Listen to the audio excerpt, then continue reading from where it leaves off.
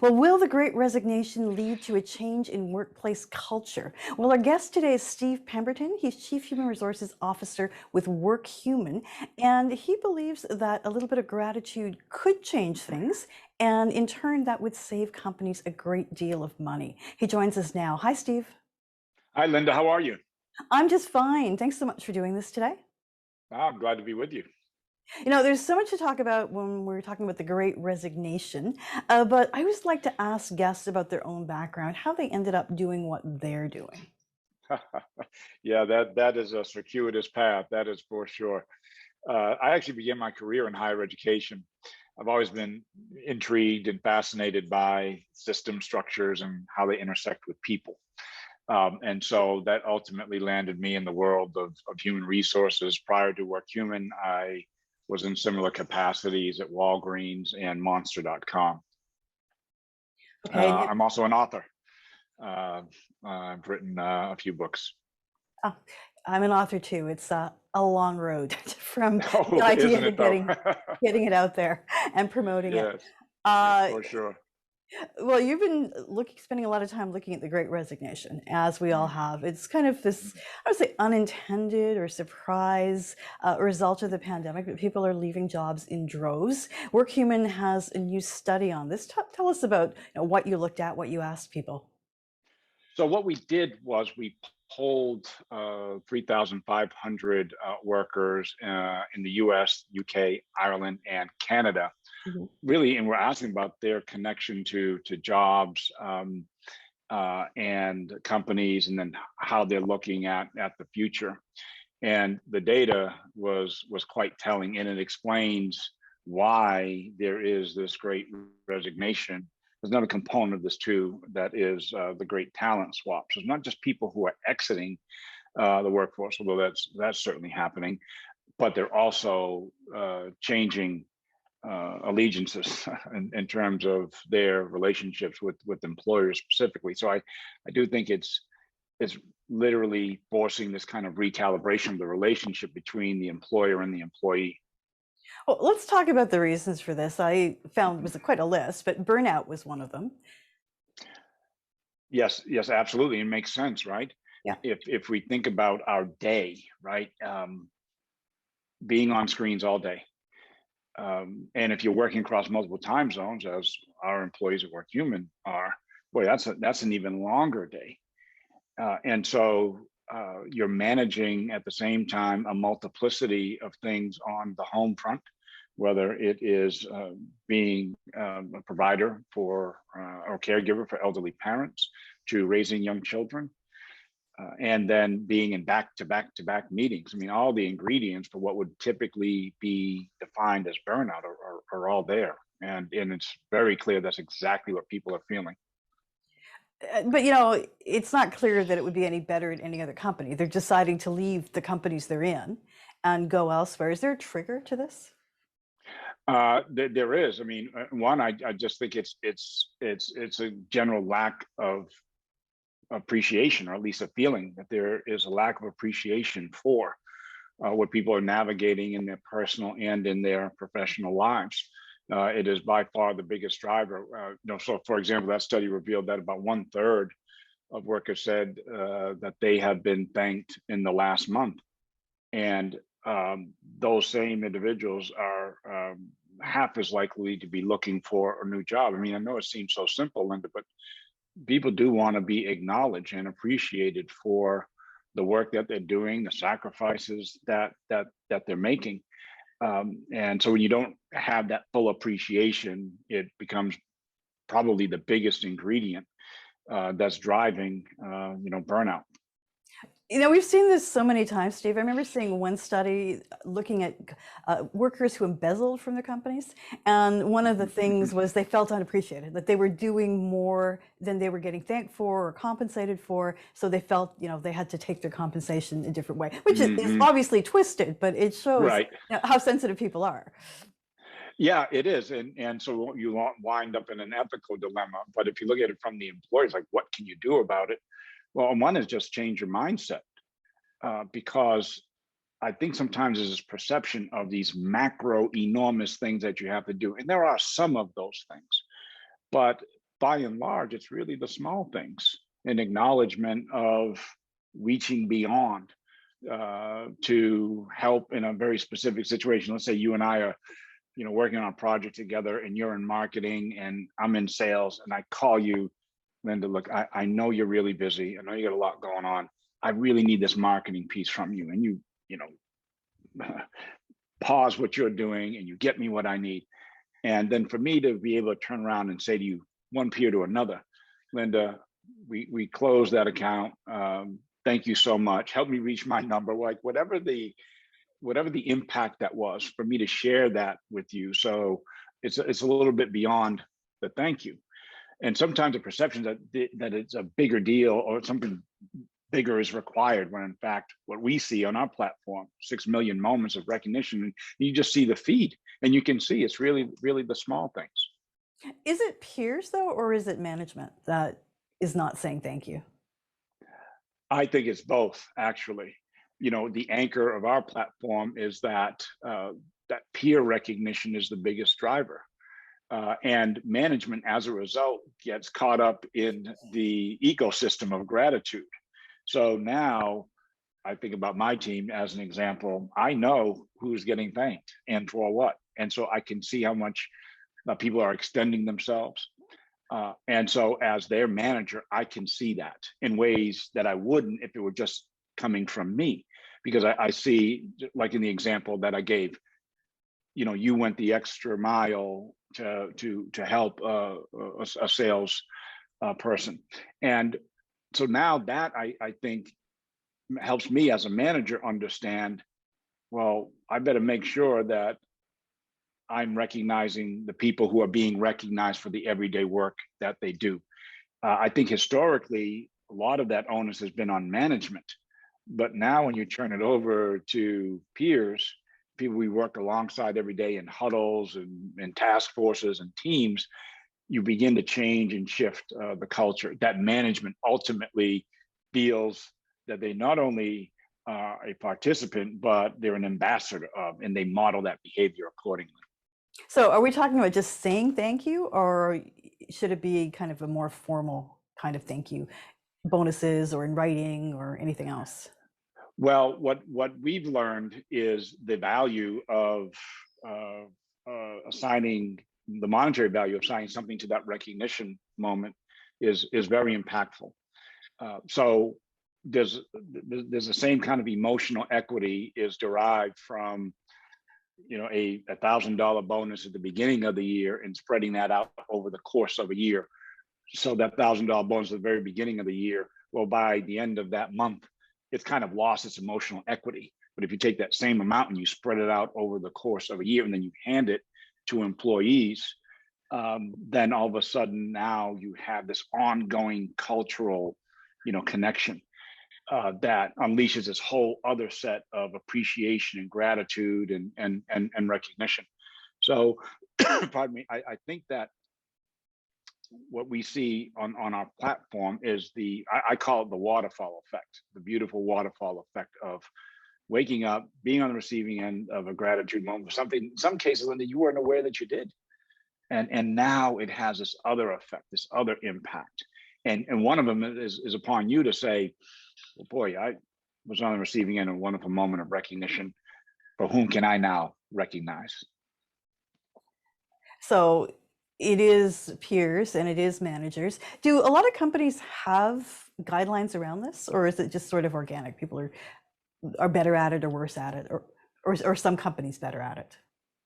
I think some companies absolutely are better at it, and those are the ones who are making a little bit more than just a perfunctory thank you, to assign a value to it. Then people then are able to redeem in whatever format and way they choose is quite impactful and very important.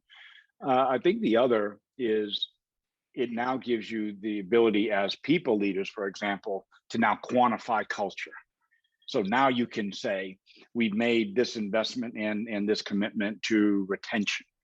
So this kind of intersection of recognition and retention and recruiting and employer brand, it moves it helps us to define how people are feeling about the organization specifically.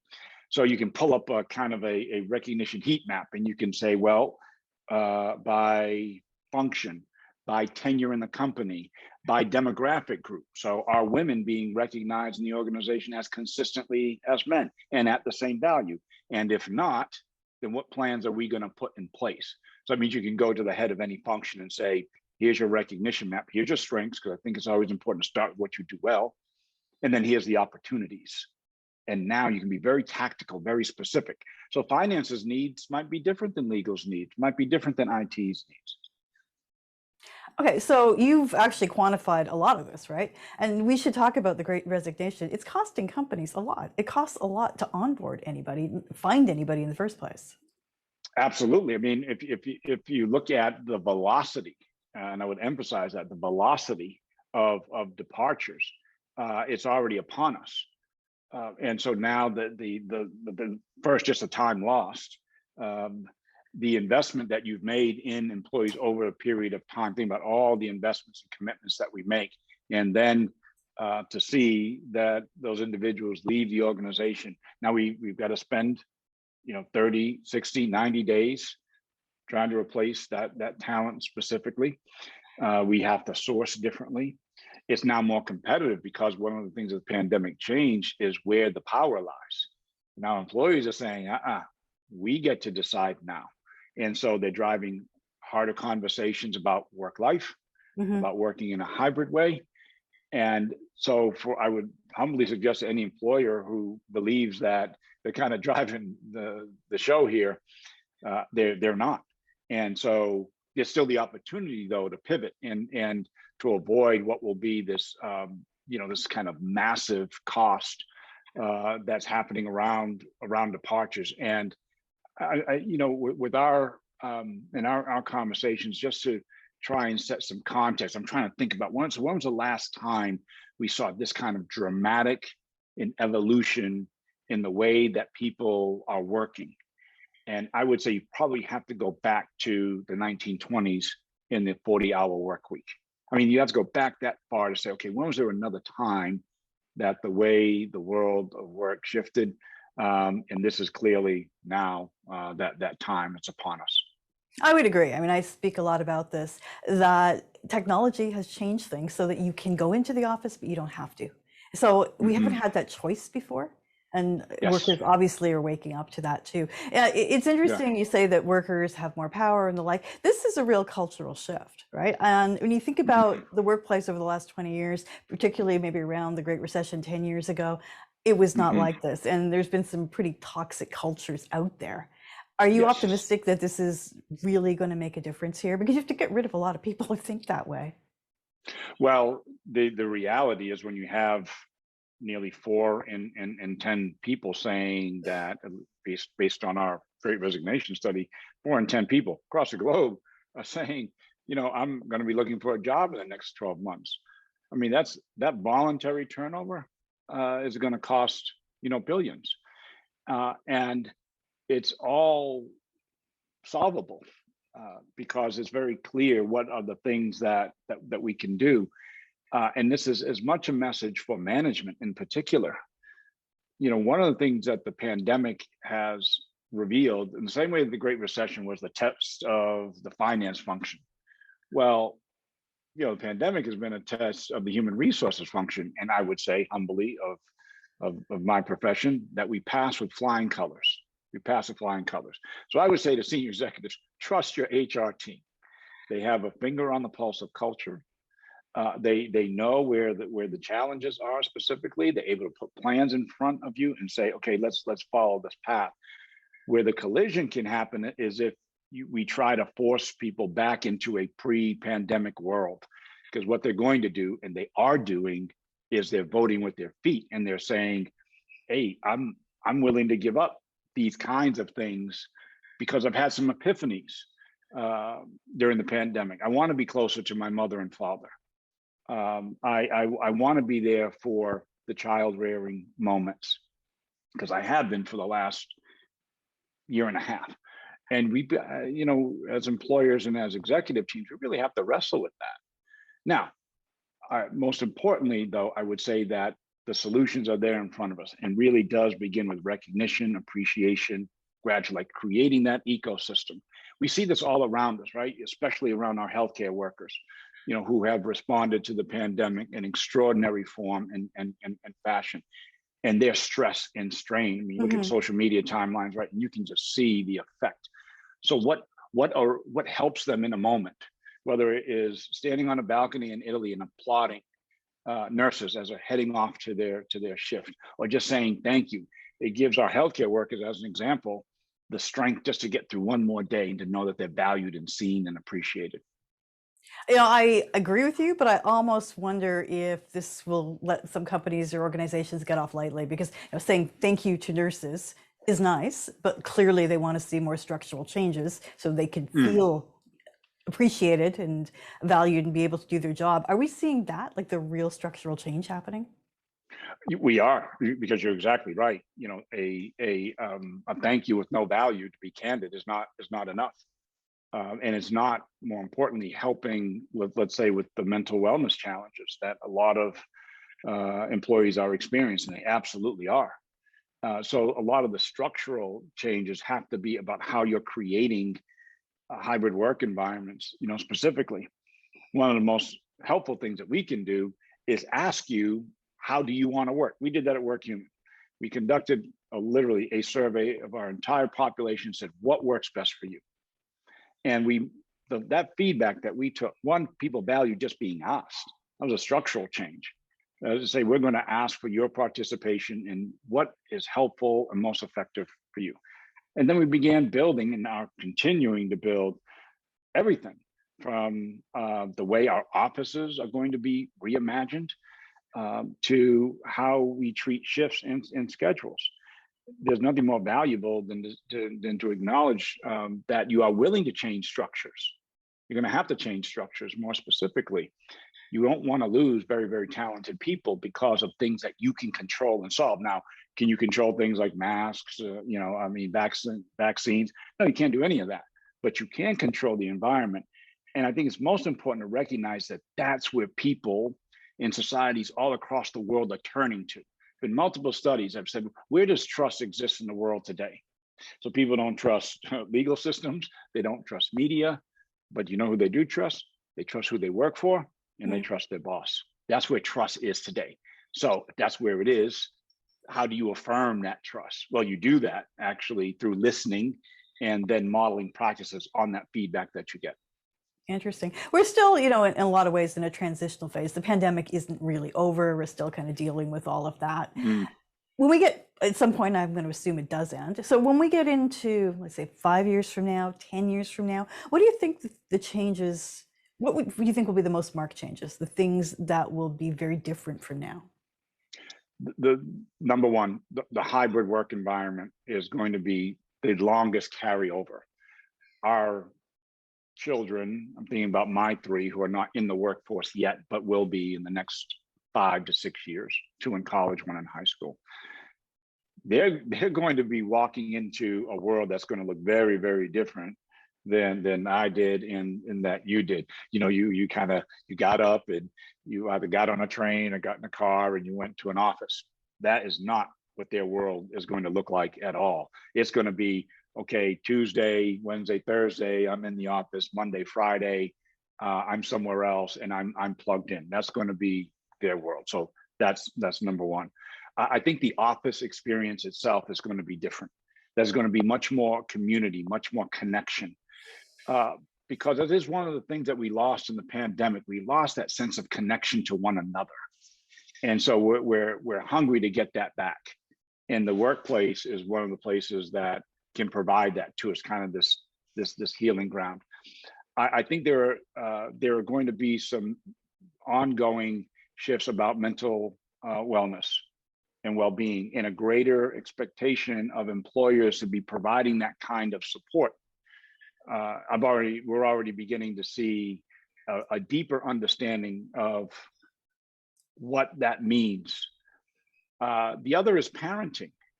I think that, again, 5 years from now, much greater understanding of what it means to not only be a caregiver and a parent to young children, but what are our responsibilities as employers for those who are taking care of elderly parents in particular? And this is certainly true if your workforce, as ours is predominantly millennial. So those are going to be the realities that are facing us. And then lastly, it's the power and the impact that recognition has and will have, because it gets you into everything, Linda. It's the start of retention. It's the essence of very strong diversity and inclusion practices. It drives succession planning.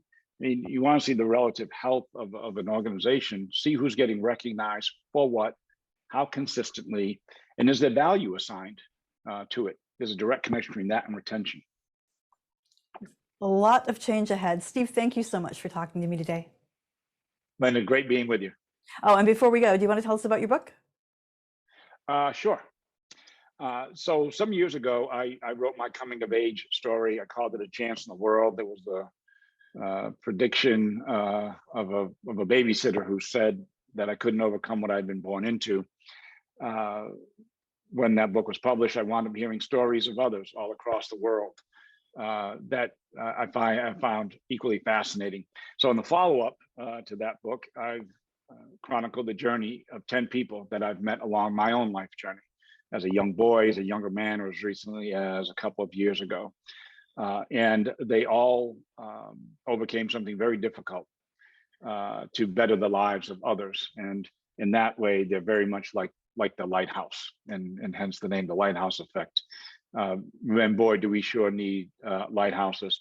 You know, lastly, I was trying to in the book, I was trying to help us better understand where the heroes in the world are today.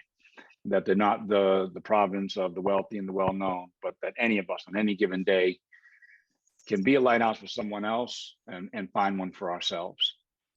Awesome. Well, good luck with that as well. Thanks again. Thanks, Linda. Appreciate being with you.